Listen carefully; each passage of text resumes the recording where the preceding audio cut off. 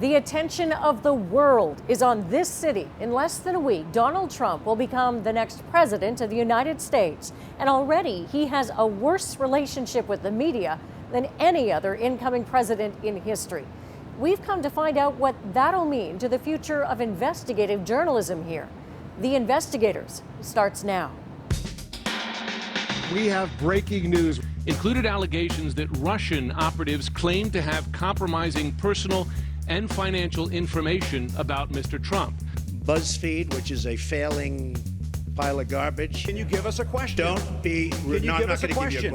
I'm not going to give you a question. Can you state categorically? You are fake news. Part of journalism is indeed vetting. It's not just being a funnel and putting everything out that comes across your desk. This political witch hunt by some in the media is based on some of the most flimsy reporting, and it's frankly shameful and disgraceful. The day that there isn't some friction between the White House press corps and the White House is the day that somebody in the press corps is not doing their job. I'm Diana Swain. We're the Investigators. This is what we do.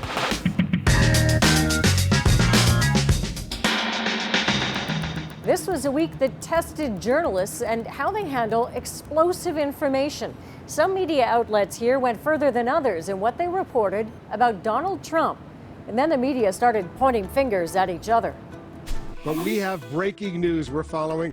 Tuesday night, CNN breaks a story that sounds like a spy thriller. About claims of Russian efforts to compromise President-elect Trump. CNN says American intelligence agencies got the information from a former British spy, considered a credible source. But CNN holds back on releasing specific details. Minutes later, BuzzFeed ups the ante, posting the full classified dossier, spelling out the unverified allegations, salacious details about Trump and Russian prostitutes, and claims that his campaign had contact with the Russians. The next morning, the story dominates Trump's first news conference in 6 months, and he hits back hard. BuzzFeed, which is a failing pile of garbage. Can you give us a question? Don't be rude. Can you No, give I'm not us a going to give you a question? question. I'm not going to give you a question. Can you state categorically? You are fake news. Sir. David Corn first reported on the British spy's findings back in the fall, before the election. Like CNN's report, though, he left out some of the specific and most damaging allegations. Publishing unverified information is not what we do here. CNN says BuzzFeed crossed the line. It's irresponsible to put uncorroborated information on the internet.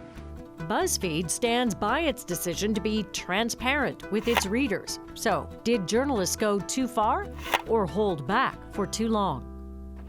Your reporting from months ago already would suggest that you had seen the memos and you'd seen the content of them, but you didn't publish the most salacious details. Why not? Well, because I couldn't confirm those lurid details and other details too that were important.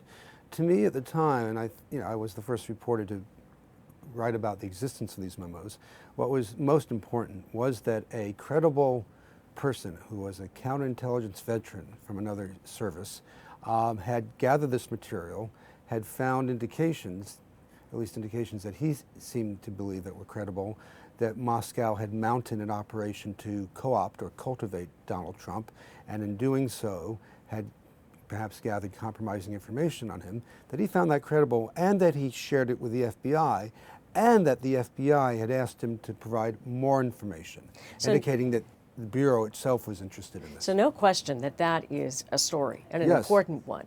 But what was your thinking about not going further?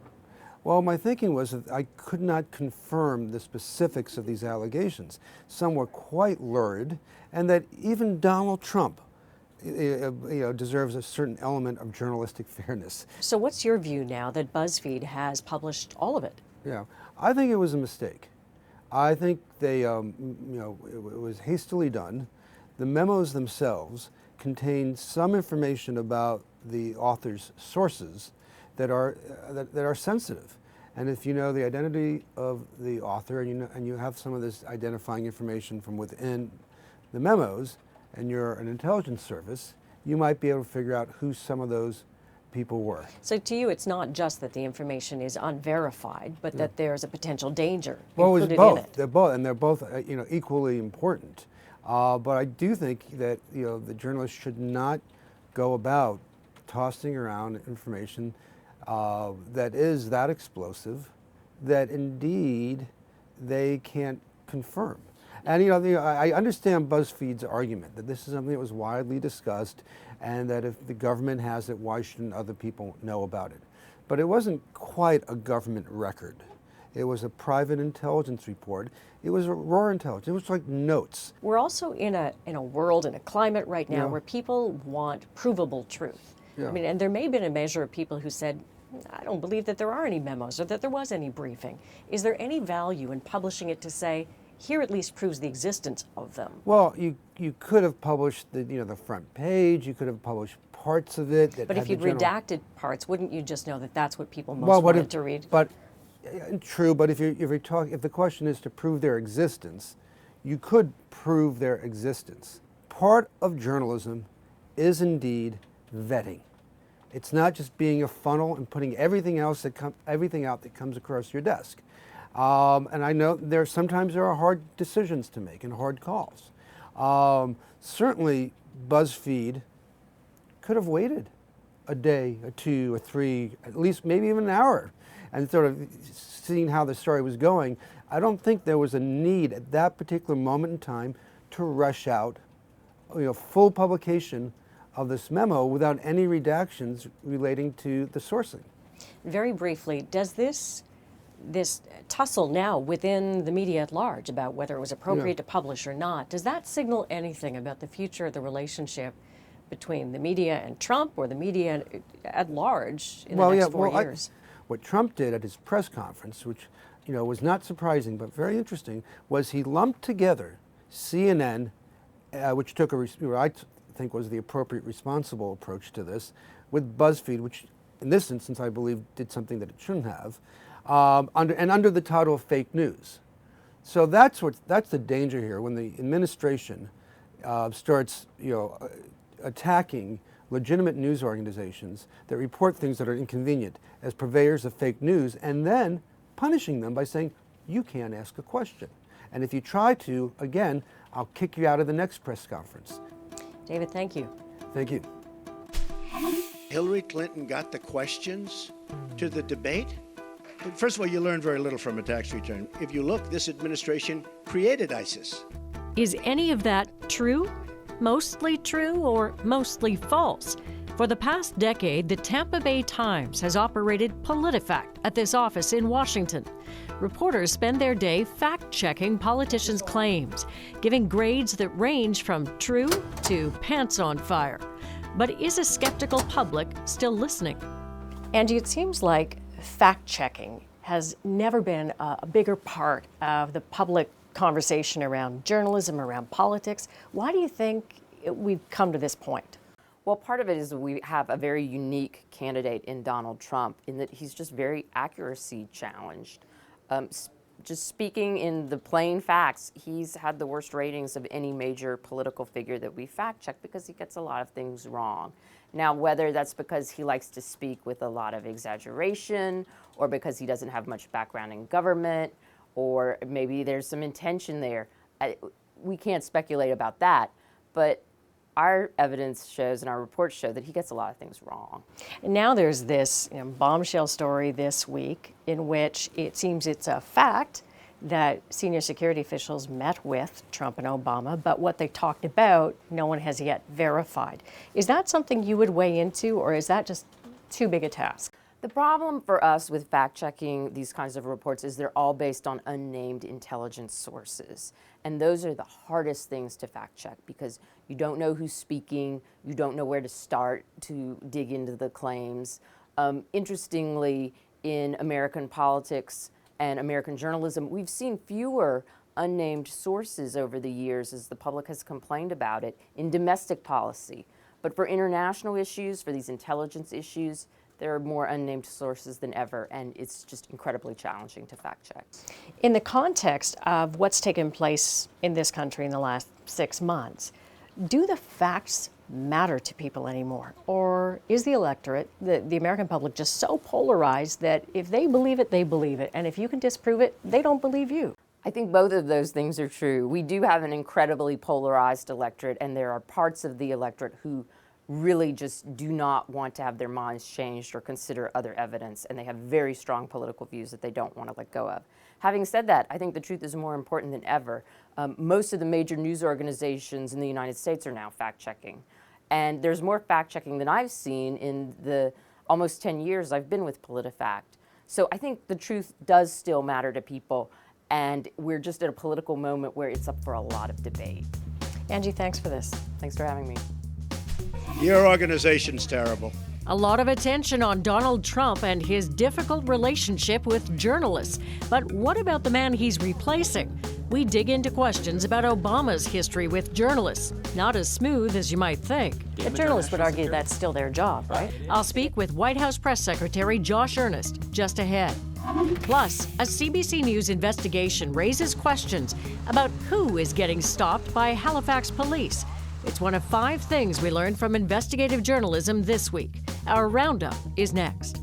But first, true to our hockey nature, our Prime Minister, aka Coach, decided to match lines this week. We are always going to be expected by Canadians to put our best team forward. The U.S. is putting Trump at center, and Trudeau has shuffled his players, swapping out Stéphane Dion for Chrystia Freeland on the wing, someone better known for getting her elbows up into the play. Example, the Canada-Russia series. The shuffle came the same day Trump's cabinet picks were being vetted in Washington, showing just how tricky this matching line stuff can be.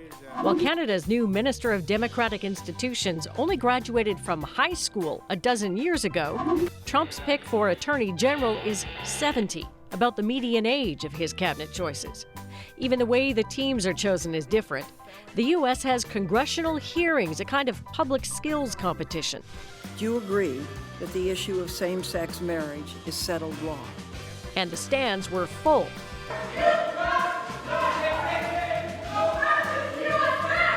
In Canada, a closed practice, typically polite. In keeping with tradition, Trudeau is foregoing the inaugural handshake, but the NAFTA trash talking has already started. Team USA versus Team Canada. Oh, baby, for sure! Puck drop is January 20th.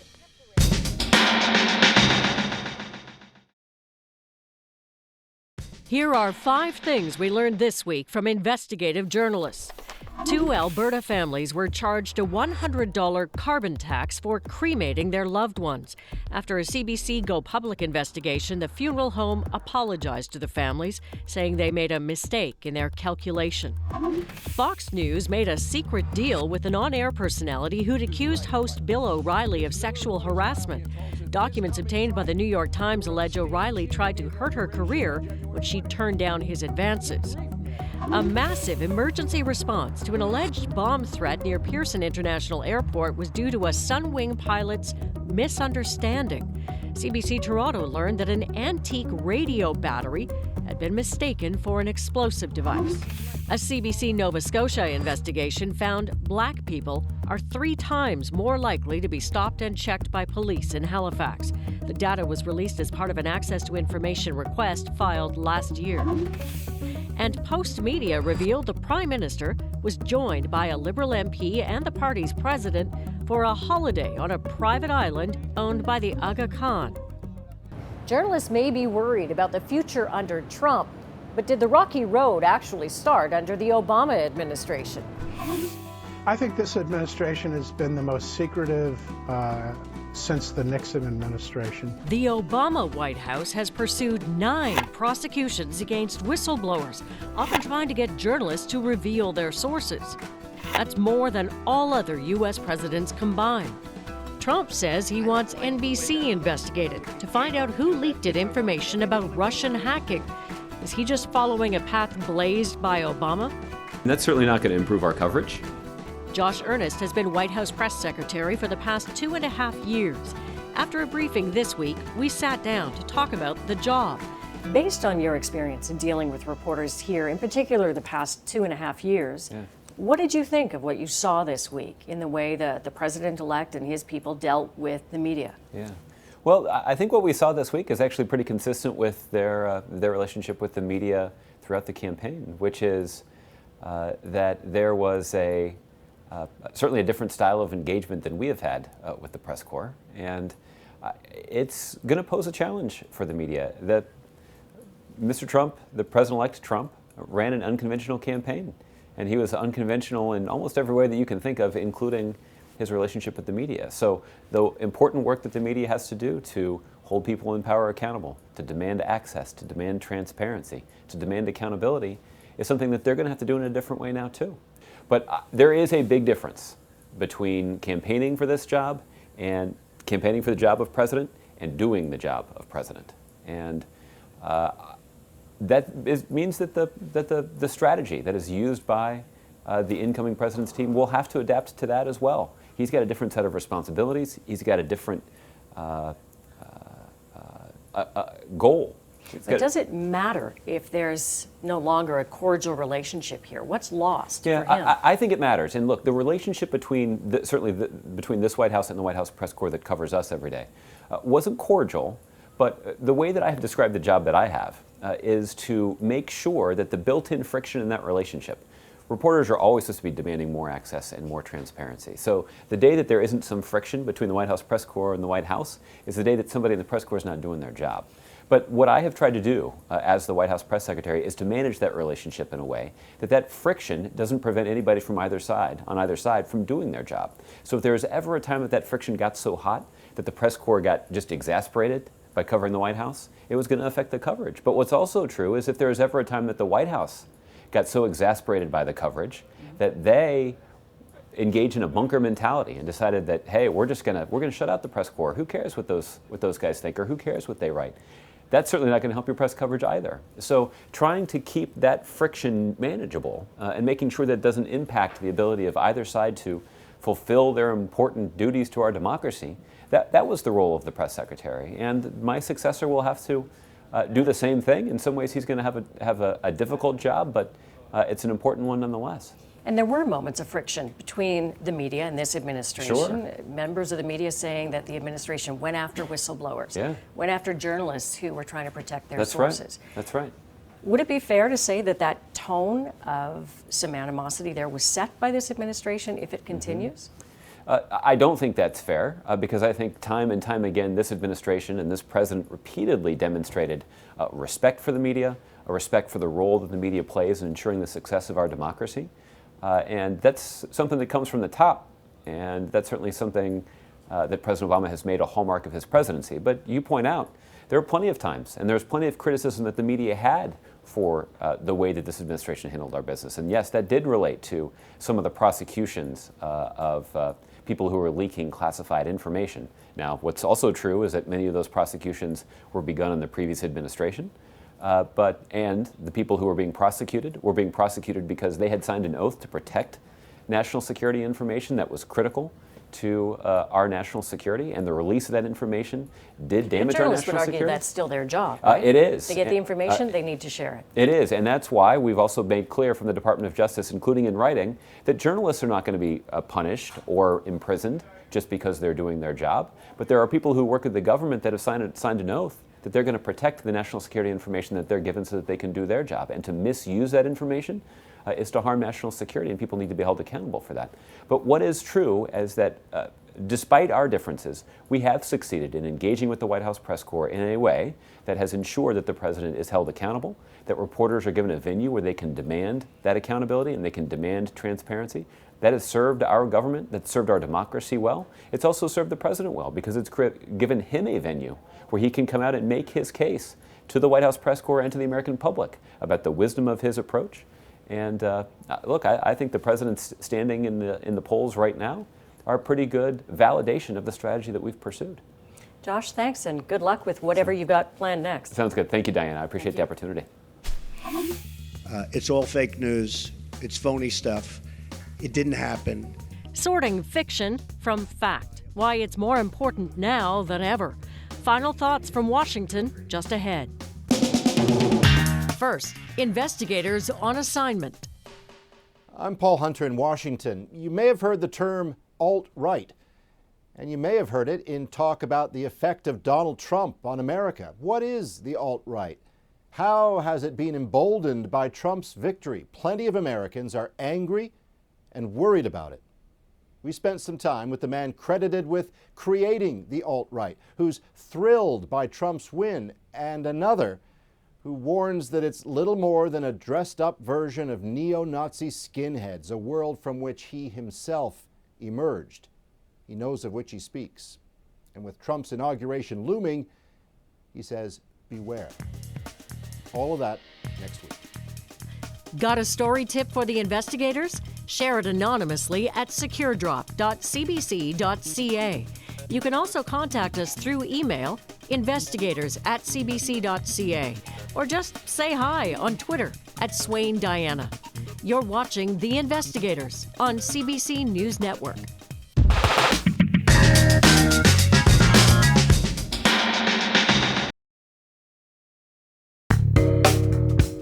We're back in Washington.